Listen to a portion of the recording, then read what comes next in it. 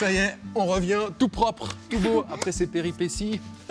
Est-ce que toi aussi, comme je pense tout le monde chez vous, enfin moi en tout cas, est-ce que tu aimes les bonbons, les sucreries? Oui. Ouais, je pensais, j'ai vu dans ton regard que tu aimais les bonbons et les sucreries. Donc, ce qu'on va faire maintenant, je vous invite à découvrir en Suisse un lieu tout doux, tout sucré. Vous allez voir, ça fait saliver. On regarde tout de suite.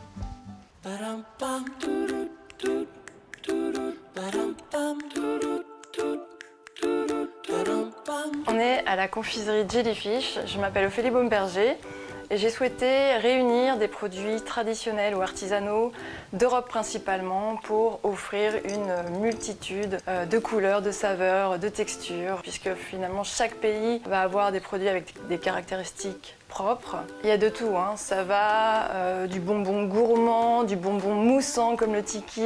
De l'autre côté, on va retrouver plus les produits forts comme la réglisse par exemple. Il y a de la réglisse salée. Il faut savoir qu'il y a aussi des produits avec des caractéristiques très particulières. Il y a également des produits liés à des célébrations, des produits comme des dragées par exemple. Et puis on retrouve aussi des produits pour les maux de gorge, pour la digestion, des produits plus thérapeutiques. Pour les fêtes de fin d'année, on retrouve une confiserie culte, c'est le sucre d'orge, donc cette fameuse canne rouge et blanc torsadée. Et puis également, je propose du nougat de Montélimar sous différentes variantes, caramel au beurre salé, nougat royal. Donc finalement, l'idée c'était vraiment de réunir une infime partie des bonbons puisqu'il en existe des centaines et des centaines à travers le monde.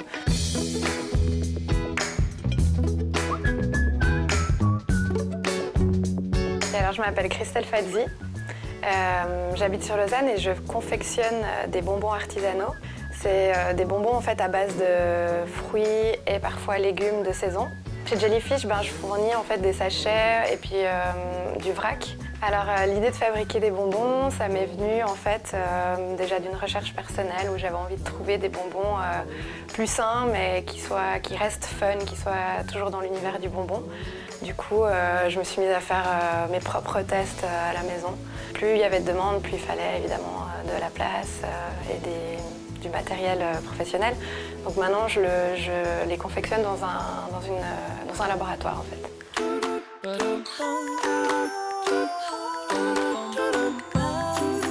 Ça n'a pas été une vocation, je dirais que c'est venu sur le tard, notamment à la suite de l'arrivée de mes enfants. Il y a ces bonbons qui sont revenus, cette atmosphère, toute cette partie enfance qui était un petit peu occultée, qui a ressurgi. Pour moi, les bonbons, ce sont des produits d'exception.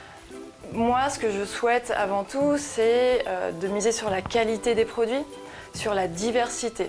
Ce que je veux, c'est que les enfants puissent découvrir les saveurs, puissent s'émerveiller devant toute cette myriade de couleurs, de saveurs. Et ça, c'est très important également pour créer des souvenirs, pour marquer les esprits. Les bonbons ont cette faculté de pouvoir ancrer en nous des souvenirs pendant toute une vie.